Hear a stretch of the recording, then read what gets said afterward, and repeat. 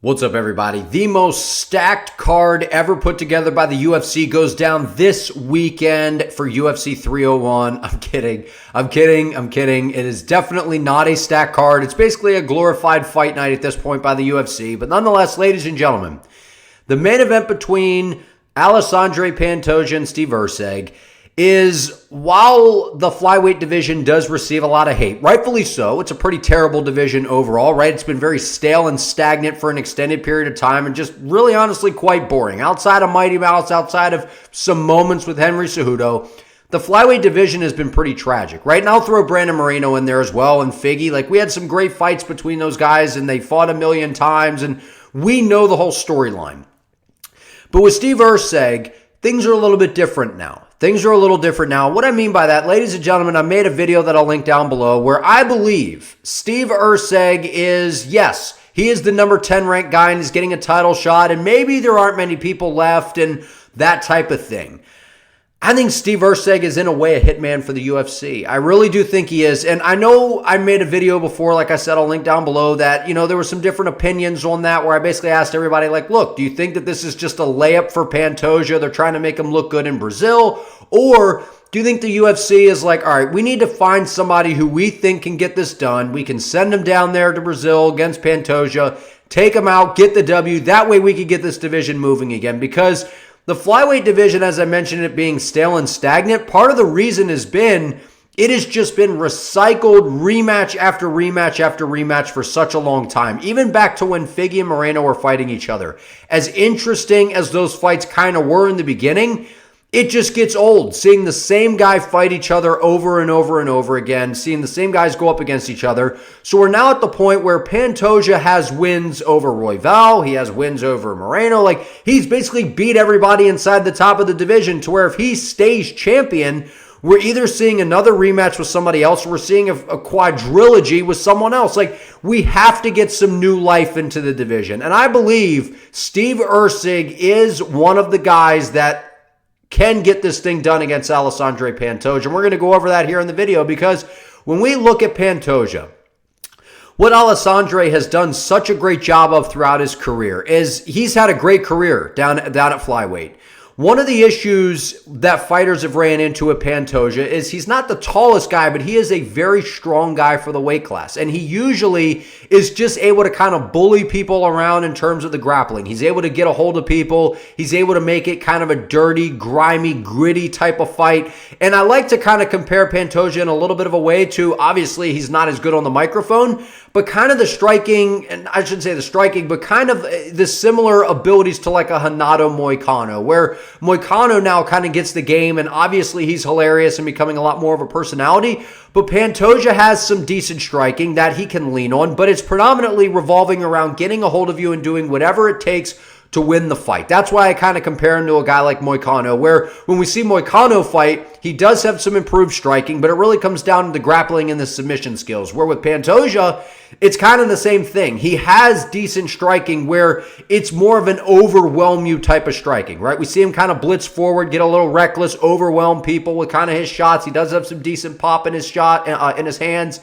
But for the most part, it's him drowning people. And we saw him do that to Brandon Moreno. We've seen him do the same thing to Brandon Royval, where one of the issues with Alexandre that kind of makes the fan base upset and kind of turns them off is he's one of those guys that doesn't care about the style in which he wins the matchup. He's going to do whatever it takes to win the fight. And that is not exactly the most exciting thing to the fans, and it's definitely not a way to get people to really want to tune in and watch you compete, which is, if Brandon Moreno was headlining this card as the champion, or if it was even Figueiredo or maybe Royval, maybe people would be a little bit more excited. I would probably say more along the lines of Brandon Moreno out of active flyweights. He seems to have the biggest name at this point, but the point is, he possesses some very dangerous qualities that have given guys a lot of problems, but I believe Steve Erceg is one of those guys that presents some unique challenges that are going to be able to take advantage of what Alexandre Pantoja has been kind of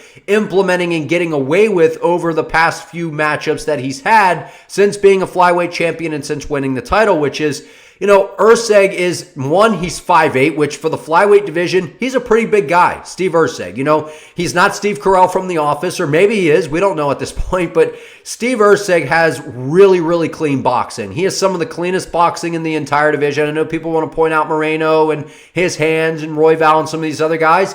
I think Steve has the best boxing inside the flyweight division at this time. And what he does such a great job of, we saw it in the Schnell matchup. We saw that nasty left hook that he was able to put him out with. Now, I've put a disclaimer on the video I made before about this, where Erceg, as good as he is in the striking, he's not some sort of one-shot knockout artist like people are kind of led to believe off of that Schnell win. That's not exactly how Erceg is getting the job done. It's usually he rocks somebody, they're hurt, they're trying to shake off the cobwebs, and then he's able to sink in a submission and put him and get him out of there that way. That is how Steve Erceg has finished fights.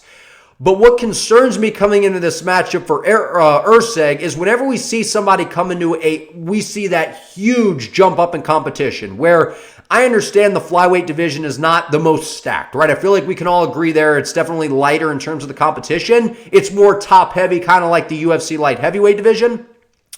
But the fact is, Steve Erceg has all of the qualities to trouble a guy like Pantoja. Like, Pantoja loves to be reckless on the feet, where Steve Erceg, he's a sniper. He's going to sit at range. He's going to want to sit on the outside. He's going to want to poke and pry at you. And when you get overly aggressive, he's going to sneak those good, clean, technical counters in there with his hands, and he's going to be able to hurt you. And we saw him do it to Schnell. We've seen him do it throughout his entire MMA career. Not just, he's only had a few fights in the UFC, but we're talking even before the UFC. If you go on YouTube, check out some of his fights before.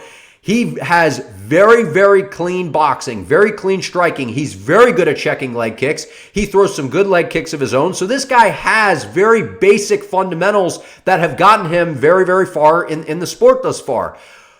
But one of the other things that I like about Erceg coming into this fight is, what has Pantoja been able to do that's troubled these other guys? Well, he's been a little bit more physical than they are in the grappling department, and he's just kind of been able to take these guys down and control them.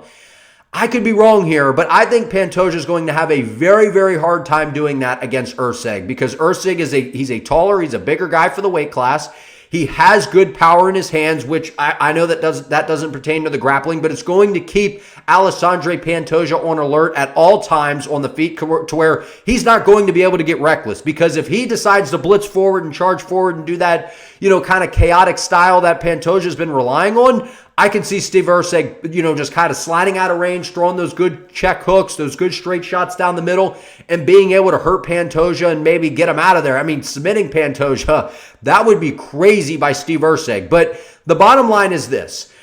Outside of the striking, right? This is an MMA fight, and this is going to be one of those fights where I don't think we see a kickboxing fight here. I don't think we see this fight play out on just the feet. I think that this is going to have multiple facets that we are going to see play out in this matchup. I think that this is going to be crazy scrambles, back to the feet, creating separation, trying to land strikes at range. It's going to be that kind of fight for Steve Erceg, and I believe he's up for the challenge. I believe he's going to finish Alexandre Pantoja. I don't think it's going to be by knockout. I think he's going to be able to hurt Pantoja, ring his bell, get a hold of him and put him in some sort of submission. Maybe he's able to take his back and put him in a rear naked choke. Maybe he's able to sneak in, a guillotine while Pantoja's rocked. I know that's kind of hard to pull off, especially a guy that's as good as they are on the ground like a Pantoja. But Steve Erceg is incredibly scrambly on the ground. He's very wiry. He's very, very just twitchy and hard and squirmy on the ground, man. If you, like I said, look back on some of his fights, when he gets into these scramble modes, which, by the way, Erceg does an incredible job of creating scrambles, which he's definitely going to have to be kind of careful doing, though, whenever you're in there with somebody that has really good submissions like Alexandre. You can't just recklessly try to scramble back to your feet, because when you do that, you give your back, you may get flattened out. Like, there's some different variables there, and you don't want to put yourself in a bad position. But I think Steve Erceg, with as scrambly as he is, as good as he has been on the ground at creating opportunities to, one, get back to his feet, but then also take the back of his opponents, end up in really good positions where he's in top control, where he's putting himself in these positions to where he is dominant and able to land some good ground and pound from the bottom, or able to just find those gaps on the ground and sink in submissions. Like this guy, Erceg, man, Steve Erceg, Just because he's a number 10 ranked guy and he hasn't fought the cream of the crop competition, which is a flaw coming into this matchup that leaves a lot of question marks and a lot of things that make us just go, well, what's going to happen here? 5-round fight, title fight, headlining a card. Like, is he going to be feeling the moment? Is he going to be the same guy? Like, those are all legit questions in my opinion. But when we come down to the X's and O's, the technical side of things, Steve is an absolute nightmare I shouldn't say a nightmare, but he's definitely a problem for Pantoja, because where Moreno and some of these guys have kind of went wrong is they just get outmatched in terms of the grappling. They don't have the same strength that Pantoja has, and they don't have the same technicalities in the grappling, in my opinion, to where they're kind of able to just keep Pantoja away. And really, it's just been the grappling strength of Pantoja that has just been a difference, and his grittiness. But we saw in those Moreno fights, if you drag Pantoja out, I know that this is a 5-round fight, and I know that you could say, oh, well, we favor Pantoja because of the experience, which that's kind of fair. I can get on board with that assessment. But Pantoja gets tired, guys. He gets fatigued. He likes to try to create separation. He loves to try to back up, kind of move around and make things, kind of skirt around on the outside, use the fence and kind of move along inside the octagon to try to create that space and try to regain some of that energy and regain his wind. Where a guy like Steve Erceg, who's a sniper, who loves to sit at range and loves to pick and poke at you, those are going to be the windows where if I'm Steve Erceg, anytime we finish off a grappling exchange, I scramble back to my feet, I cause a little bit of, a scramble of any kind.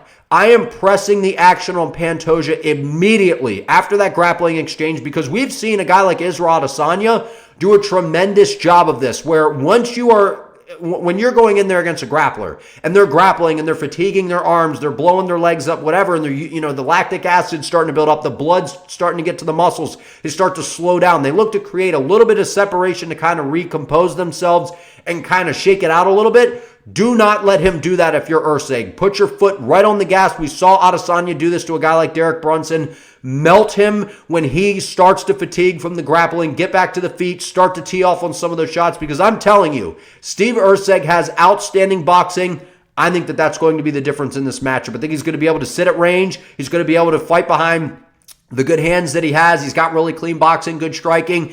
And if this fight does hit the floor, I believe he's scrambly enough, and I believe that Steve Erceg is well-rounded enough to pose a lot of problems for Alexandre Pantoja in this matchup. And like I said, as fight fans, man, it's nothing personal against Pantoja. I just think it would be way better for the division if Erceg wins, because can you imagine if Steve Erceg goes out there and finishes, or let alone just say he wins by decision, he beats Pantoja. We now have a wide open weight class to where every single fight is now back on the table. And I think that's what the UFC is hoping for. I think it's what us as fans should be hoping for. But again, I really think that they could have given Muhammad Mokaev the title shot. They didn't do that. And why didn't they do that? Well, he wasn't impressive in his last outing. And I mean, now that win's aged a little bit well, right? I mean, but at the end of the day, he wasn't very impressive in that outing. And the UFC's looking at it saying, Steve Erceg's been impressive. He had a finish. He's coming into this. I think that he poses some problems for Pantoja. Let's see if he can go in there and get this thing done on a card where there's really no pressure. Outside of the return of Jose Aldo, this card is very, very lackluster. It's not the most exciting card they put together in quite some time. So not a ton of pressure in my eyes on Steve Erceg to get this done. I think he'll be relaxed. I think he's going to fight behind those good, clean boxing combinations that he has, and he's scrambling enough on the ground to where he can get this thing done. I'm going Steve Erceg by finish. I think he can get this thing done in probably I'll go third round. I'll go third round finish. We'll go submission by Steve Erceg. He hurts him on the feet. He's able to take the back of Pantoja, sink in a submission, and get him out of there and kind of shock the masses, so to speak. But I want to hear from you all down in the comments. Like this video. Drop your predictions below. Are you riding with Steve Erceg? Do you think he pulls off the upset? Do you think Pantoja regains the throne in Brazil and retains his title? Subscribe to the channel if you have not already. I appreciate you all. See you next time.